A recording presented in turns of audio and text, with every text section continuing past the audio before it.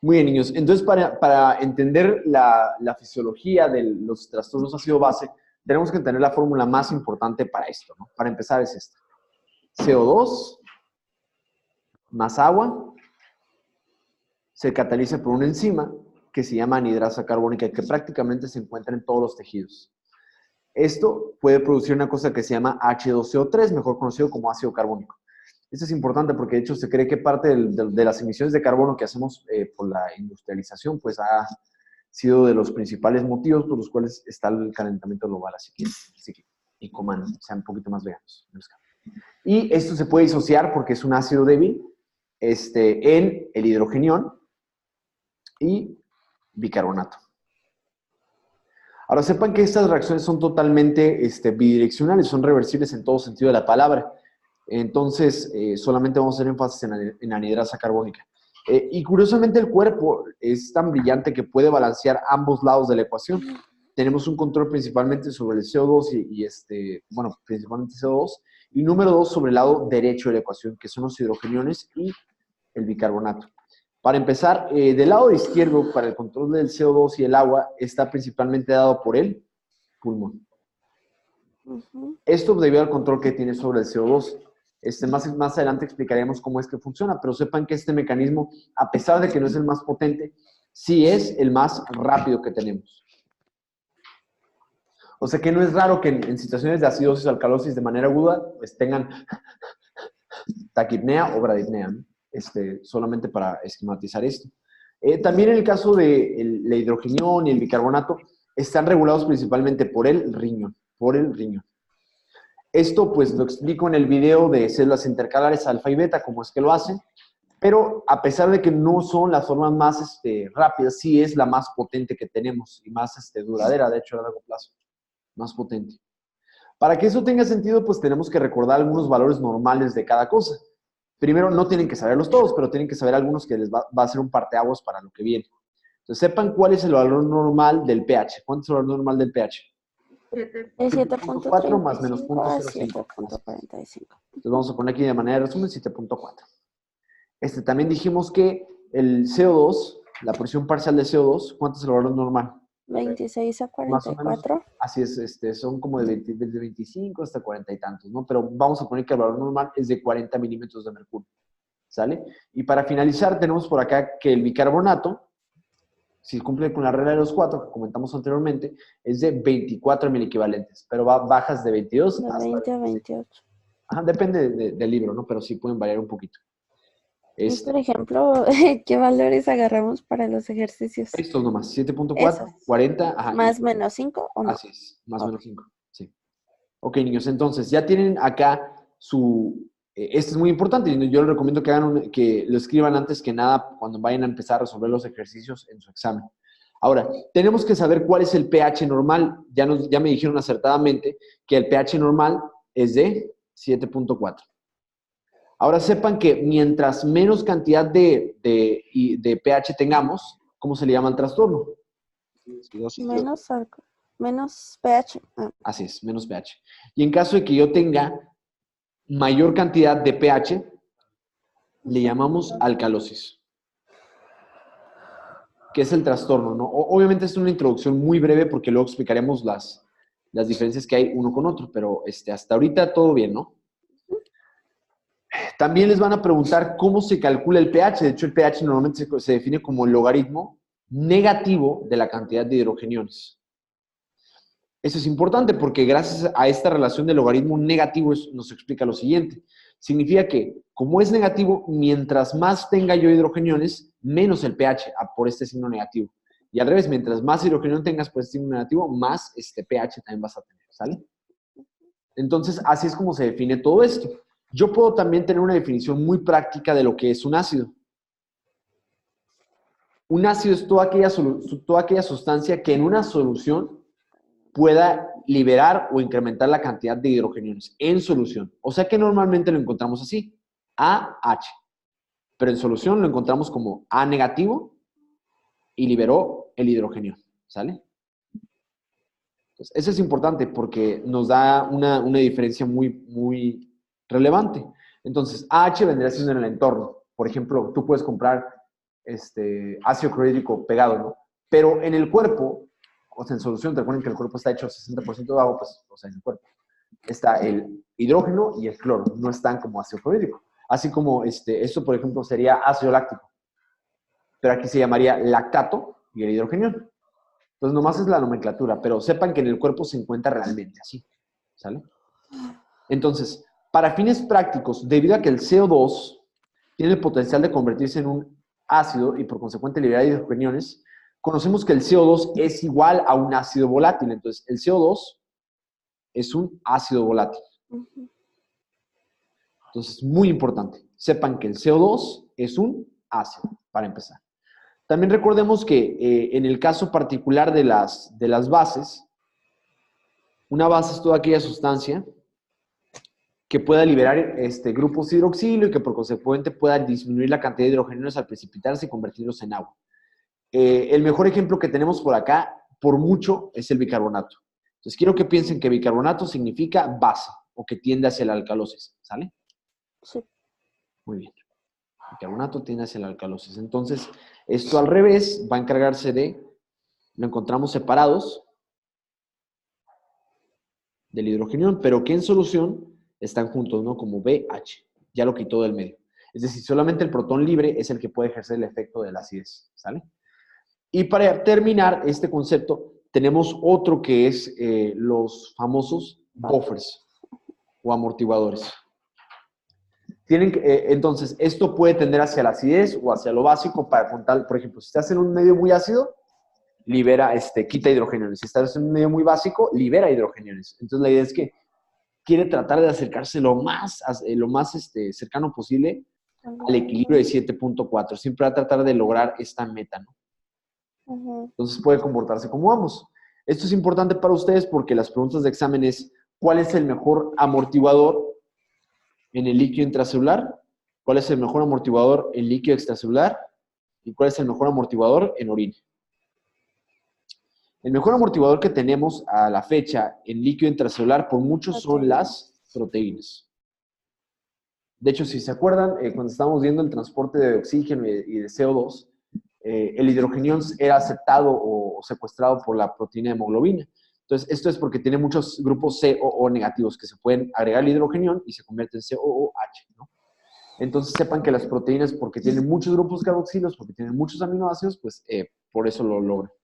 En el líquido extracelular, el mejor amortiguador que tenemos y la mejor forma de transportar CO2 en el cuerpo es el bicarbonato. ¿Sale? Y por mucho yo creo que es el más importante.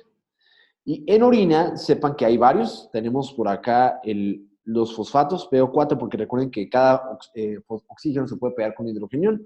También tenemos por acá la glutamina,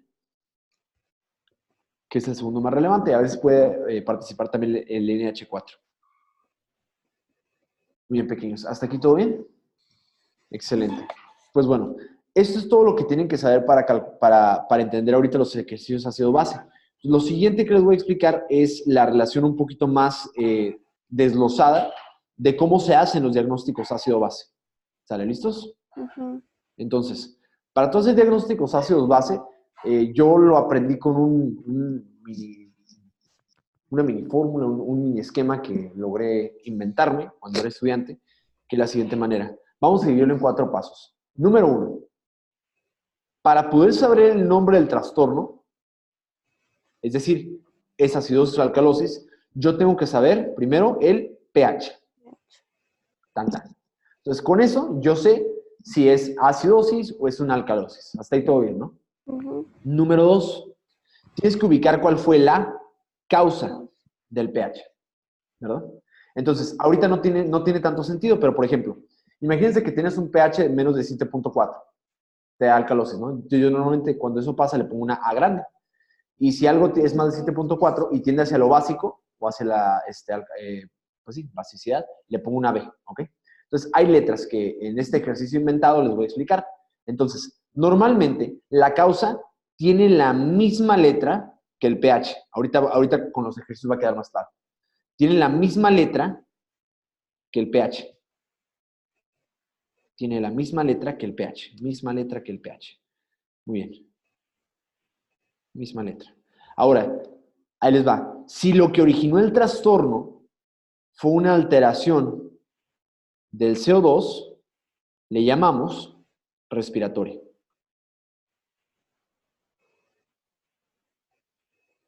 Si lo que generó el trastorno fue una alteración del bicarbonato, le llamamos metabólica.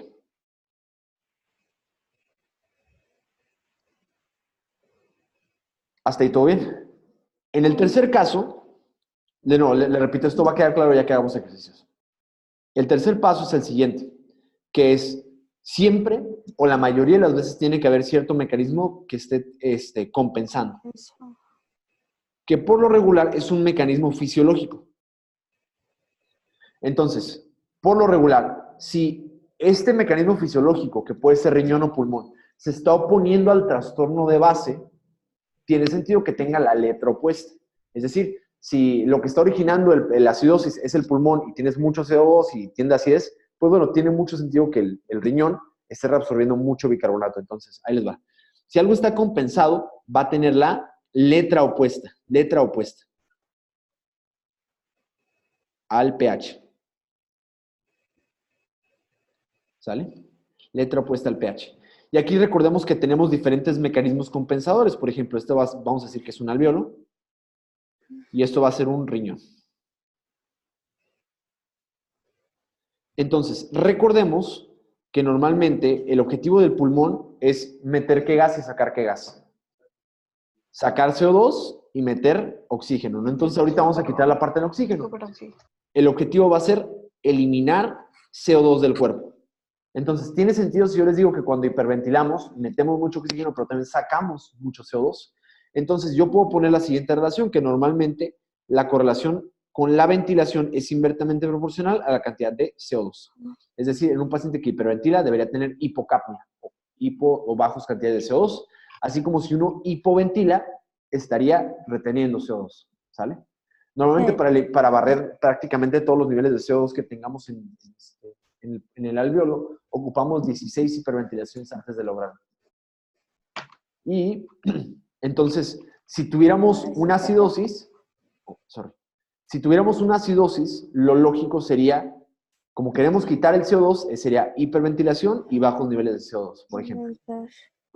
Y en el riñón tenemos que tratar de rescatar lo más posible de orina algunas sustancias. Es decir, podemos modificar la cantidad de bicarbonato. Esto puede ser en el caso del túbulo contornado proximal, si lo queremos reciclar, o la producción de novo en el caso de las células intercalares. O podemos eliminar o no cantidades de hidrogeniones. Entonces dependerá de cuál sería la patología, pero la idea es que ambos órganos lo pueden regular. ¿Sale? ¿Hasta aquí todo bien? Entonces hasta ahorita lo único que les tiene que quedar claro es que si algo está compensando, tiene la letra opuesta al trastorno que es el pH. ¿Sale? Y si normalmente, vamos a agregar aquí el paso 4, es que si el pH, la causa y la compensación, bueno, obviamente compensación, pues ya no sería tan compensación, ¿no? Tuvieran la misma letra, le llamamos mixta. ¿Sale?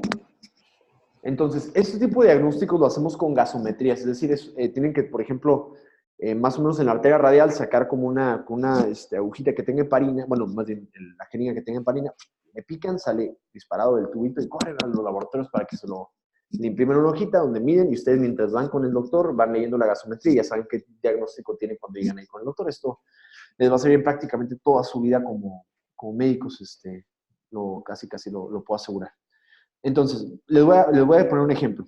Vamos a poner, el primero vamos a poner por acá pH, vamos a poner CO2 y vamos a poner bicarbonato. ¿Ese va a ser un ejercicio? Ese es un ejemplo. El primero lo voy a hacer con ustedes. Entonces, vamos a poner que el primero es un pH de 7.2. El CO2 es de, vamos a ponerle 30. No, vamos a ponerle 27. Y el bicarbonato vamos a ponerle de 13. Entonces, dense cuenta. Primero, tienen el ejercicio. Lo primero que tienen que hacer antes que cualquier cosa es poner flechitas. cuál está aumentado, cuál está disminuido. Está ahí todo bien, ¿no? Entonces ahí les va. Lo primero, pH está alto o bajo. Bajo. CO2, alto o bajo. Bajo. Bajo. Bicarbonato, alto o bajo. Bajo. Hasta ahí todo bien, ¿no? Bajo. Entonces, ahí les va. Si el pH está bajo, tiende hacia lo ácido o hacia lo base. Ácido. Entonces yo pongo una letra A de ácido. El CO2 está alto o bajo. Bajo. Bajo. Y ahora, pongan mucha atención con esto. Si tienes poco ácido en sangre, poco CO2, ¿tendría sentido que tienda hacia lo básico o hacia lo opuesto? Sí, si no tienes ácido, tiende al opuesto. Entonces aquí vamos a poner en vez de una A, B, de básico. Ahora, si aquí es un bicarbonato, ¿no? Y si tuvieras poco, y si tuvieras mucho sustancia básica, tendrías el alcalosis, o sea, lo básico. Pero como tienes poca sustancia básica, tienes el opuesto, que es la acidosis. Entonces vamos a ponerle por acá. Y tan tan. Ahora, esto nos da flechas y letras. Entonces, ¿qué hacemos ahora? Seguimos los pasos. Número 1, el nombre del pH nos va a dar el nombre del trastorno, que es una acidosis. Ahora ocupamos saber si es metabólica o respiratoria. Pasamos al segundo paso. Normalmente, la causa del trastorno tiene la misma letra que el pH. ¿Cuál tiene la misma letra que el pH? El bicarbonato. Ah, ok, entonces, si el bicarbonato es el que está alterado, le llamamos metabólica. Entonces sería una acidosis metabólica. ¿Y esta cosa que tiene qué pedo? Ah, bueno, pues vemos. La compensación por lo regular tiene la letra opuesta al pH. O sea que en este caso la letra opuesta es el CO2. O sea que el paciente tiene una acidosis metabólica y tiene un pulmón que está tratando de sacar más ácido y hiperventilando. Se llama acidosis metabólica en vías de compensación. ¿Sale?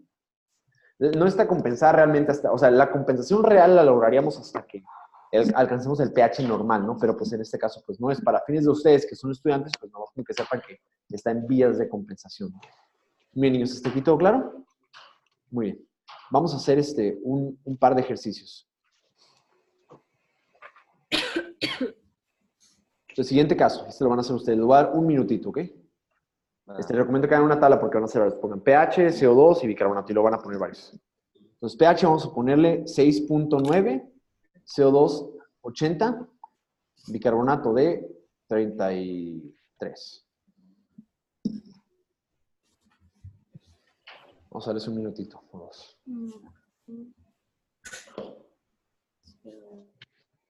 Ya saben, primero flechas, luego letras y luego instrucciones. Ya que sean más grandes, ya pueden saltarse pasos todavía.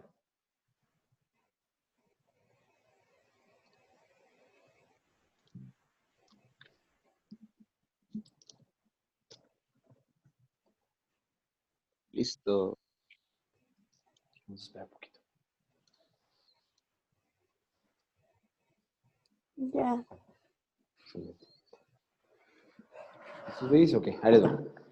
Entonces, si esto tuviera sentido, sería de la siguiente manera. Por ejemplo, el pH está alto o bajo. Bajo. CO2 alto o bajo. Alto. Alto. Carbonato alto o bajo. Alto. Alto. Sería una estaca que sería ácido, ¿verdad? El CO2, si tienes mucho CO2, mucho ácido, va a tender hacia lo ácido. Así. Tienes una base, tienes mucha base, va a tender hacia lo básico. Y esto nos da 3 letras, A y B. Entonces, el pH es el nombre del trastorno, es una acidosis. Entonces, la causa, pues es el segundo objetivo. Por lo regular tiene la misma letra que el pH. ¿Cuál tiene la misma letra? ¿CO2 o bicarbonato? CO2. Acidosis respiratoria y, en este caso, la letra opuesta es la que está compensada. Entonces, está compensando el riñón. Entonces, muy probablemente sea un paciente que tenga un trastorno del CO2, por ejemplo, un EPOC, una neumonía, un enfisema pulmonar, lo que ustedes gusten, y un riñón que está tratando de reabsorber mucho bicarbonato, lo más que pueden las células, el túbulo contorno proximal, también las células intercalares. Entonces, esa es la secuencia. Vamos a hacer 2 más.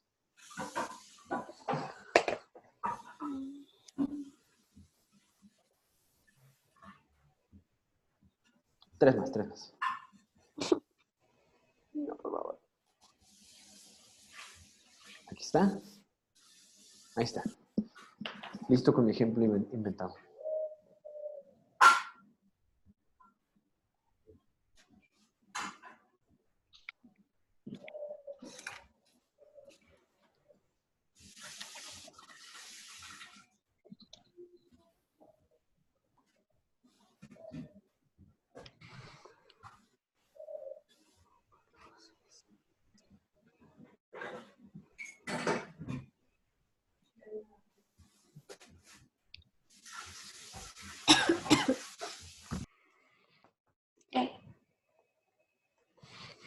Ok, ahí les va. Entonces, pH, ¿alto o bajo? Alto. Alto. CO2, ¿alto o bajo? Bajo. Bajo. Bicarbonato también. Entonces, mucho pH tiende hacia lo ácido o hacia lo básico. Básico. CO2, alto, si tienes poco ácido, va a tender hacia lo opuesto, que es lo Básico. base. Bicarbonato es una base. Si está baja, tiende hacia lo opuesto, que es un ácido. Así. Entonces, sería una alcalosis respiratoria con compensación renal. ¿Sale? Todo bien hasta ahí, ¿no? Vamos a hacer 2 más y luego pasamos a lo siguiente.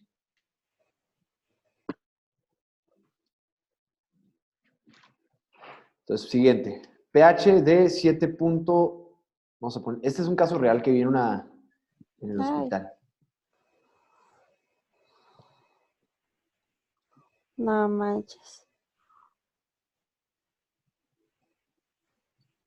3. 3, güey. Pensé que estabas pensando en 3 minutos. No, ese era 3. Nunca se me va a olvidar. Y pensé, no manches, ¿cómo está viva? Está bien. Y corrí con la gasometría con el doctor. Y dije, ¡esto no pasa! Ayúdame, por favor! No mames. Está chilo, ya estuvo. Entonces, hay veces que me dejaban mucho meter mano, pero pues no me atrevía a tratar eso. Decía, por favor, ayúdame, no sé qué hacer. Entonces, pero puedes ayudar mucho con eso y le quitas 2 minutos de tiempo a un paciente. Entonces, 3, 2, 1. pH bajo, Bajo. CO2 bajo, Bajo. y bicarbonato bajo. pH bajo tiende hacia lo ácido. Ácidos. CO2 bajo tiende hacia lo base. Base. Bicarbonato bajo tiende hacia lo Ácido. ácido. Entonces sería una acidosis metabólica con compensación respiratoria. Ese es un caso de una paciente que tenía una cetoacidosis diabética porque tenía 19 años la niña, pero como sus papás querían curarla con moringa, pues le quitaron el medicamento y No, estuvo en coma 1 semana. Y el pH, ahora, último caso. pH 6.9, CO2 64, bicarbonato de 2 otra vez. Ajá. Listo. Listo. Está bien chile. Oye, ¿dónde aprendiste esa técnica, Pablo? Está bien perrón. Esta la inventé, pero ¿Neta? pues sí, no existe esto, no What hay the pasos. fuck? O sea, sí hay una fórmula, pues, pero me gustaba más, ya ves, ¿no? Ajá. Me gusta dibujar con cositas, entonces sí le Es que no encontré manches, o sea, con esos valores y tu técnica lo resuelves en friega. Catiza, ¿no? Sí, no, es que yo cuando iba caminando por los paseos del hospital estaba como así. Entonces, entonces, 3, 2, 1, pH bajo, CO2 bajo. Ajá, Esto bajo. bajo. Todos tienden hacia lo ácido, o sea que se llama mixta. Neta. Esto pasa sobre todo cuando tienes pacientes con problemas renales y además ya tienen un paro respiratorio. Entonces, para finalizar aquí, no solamente les van a... ¿Ustedes pueden calcularlo sin el pH? Sí, se llama ecuación de Henderson-Hasselbalch. Que es la que está por acá. Y yo, la verdad, yo casi no uso esa ecuación porque la realidad es que puedes sacarlo sin esto. La idea es que la ecuación de Henderson-Hasselbalch es de la siguiente manera.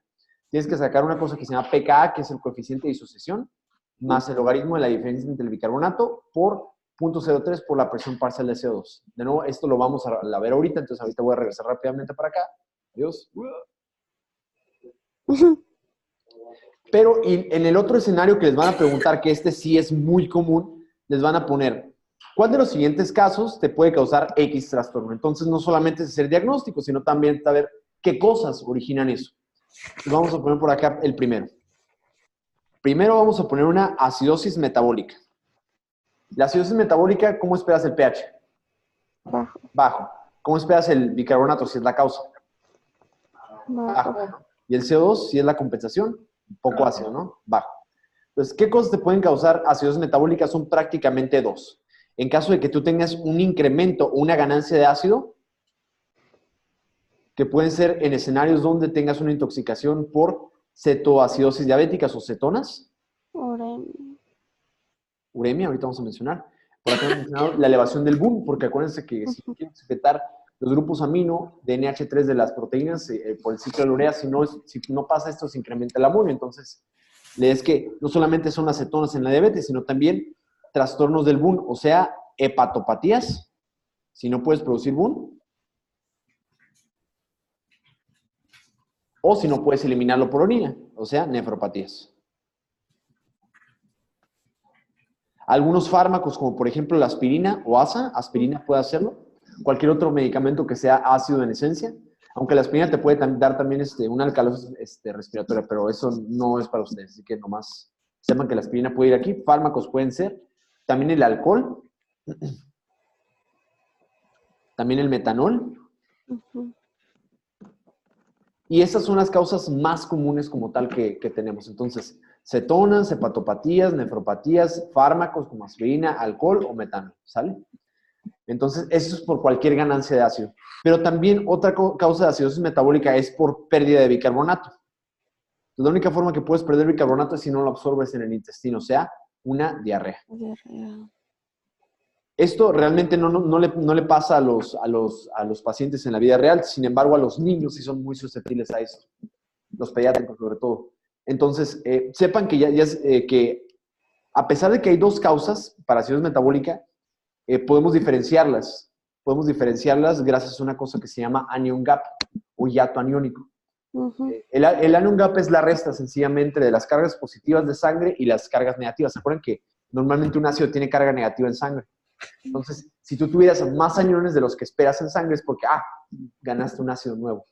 Entonces, eso es la idea. Entonces, si tú tienes un anion gap incrementado, significa que fue por ganancia de ácido. Entonces, aquí voy a poner un incremento que se llama anion gap. Ahorita se los voy a platicar. No lo vamos a comentar porque no es el objetivo de esta clase, pero ahí les va. El anion gap se calcula de la siguiente manera. Cargas positivas menos negativas. O sea, sodio, 140. Claro.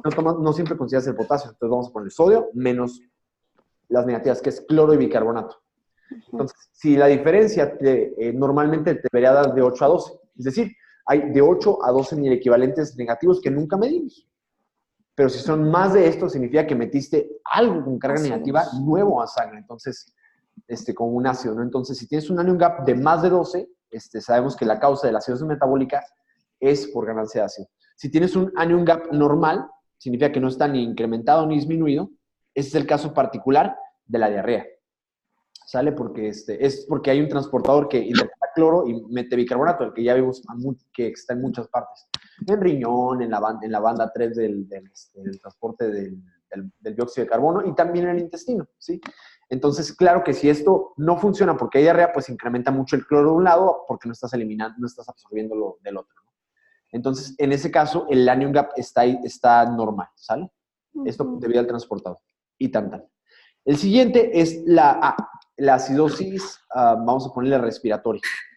En este caso, yo esperaría que el pH estuviera también disminuido. Como la causa es el CO2, yo espero que esté incrementado. Y el bicarbonato, como es la compensación, yo esperaría que estuviera incrementado también.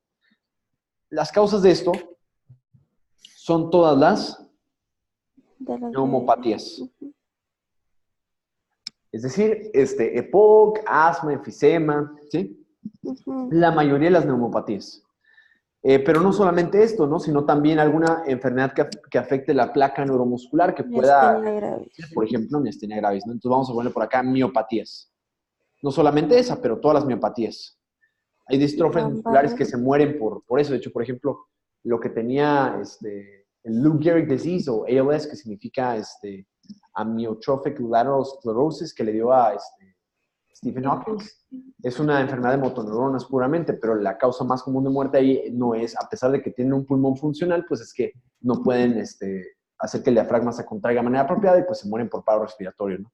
Entonces, miopatías, pero también neuropatías. O sea, no es raro que un paciente neurocrítico esté intubado por lo mismo, es decir, pacientes con tumores, eventos vasculares cerebrales después de un infarto o una hemorragia, pacientes con traumatismo craneoencefálico, etc., etc. Sobre todo se afectan al bulbo raquídeo, que sabemos que, bueno, que en clases pasadas aprendimos que ahí se encuentra principalmente el núcleo posterior. Tengo historias muy tristes de eso. Pero bueno. Hay otra que es la alcalosis metabólica. La alcalosis metabólica es porque sabemos que el pH se encuentra incrementado, el bicarbonato, como es la causa, se encuentra incrementado, así es, y el CO2, como es la compensación, está incrementado. La causa más común aquí es el vómito. Y bueno, pónganse a pensar esto. Uno normalmente pensaría como, oye, pues si produces mucho ácido es porque estás vomitando mucho ácido. No, entonces no es así. O sea, la idea es que en realidad hay un intercambiador siempre. O sea, la idea es que por cada ácido que tú produzcas tienes que Pierdes. meter bicarbonato en sangre. Esto lo veremos el día de mañana con la clase de gastro, pero la idea es esta. Mientras más ácido produzcas en un vómito, más bicarbonato estás metiendo en sangre. Este fenómeno se le llama marea alcalina. Entonces, por lo mismo, el vómito te causa esto. No solamente esto, también hay una cosa que se llama alcalosis por contracción de volumen que entra por acá, que de hecho es de las más comunes, pero Es no lo que pasa. en casos de hipovolemia, hipotensión o lo que ustedes gusten. Pero aquí no la vamos a poner, pero tiene relevancia que estén en el área clínica. ¿No pasaba eso también en el túbulo proximal? También. De hecho, hay alteraciones de ácido tubular renal que se puede modificar, pero luego explicaremos eso que son un poquito más complejas, ya que llevan nefrología. Y el otro se llama alcalosis respiratoria. Alcalosis respiratoria. En este caso, el pH se encuentra incrementado, el CO2, como es la causa, está disminuido, y el bicarbonato, como trata de compensar, está bajo. La causa más común de esto son todos los trastornos psiquiátricos, sobre todo los ataques, los que son de etiología de ansiedad, y la manifestación más grave que tenemos es el ataque de pánico, que es una sensación de muerte inminente, dolor retroesternal, de hecho a veces es diferencial con un infarto de miocardio por el grado Histérico. tan pesado que tienen los pacientes. De hecho, y bueno, malamente el doctor lo pone ahí como diagnóstico histeria, ¿no? Pero pues a veces se llama así el trastorno. Pero son prácticamente cualquier trastorno psiquiátrico de etiología de ansiedad puede provocarte esto, ¿sale? Entonces vamos a poner acá trastornos psiquiátricos. En su examen va a venir histeria, pero no es correcto decirlo así. Psiquiátricos. Entonces, acidosis metabólica, acidosis respiratoria, alcalosis metabólica y alcalosis respiratoria. Estos son los casos o los trastornos más comunes que tenemos. En caso de que olviden todo lo que les dije, pues el más común de todos que pregunta es este. Así que, en caso de hagan eso. Ahorita, bueno, y eso fue la clase de ácido base.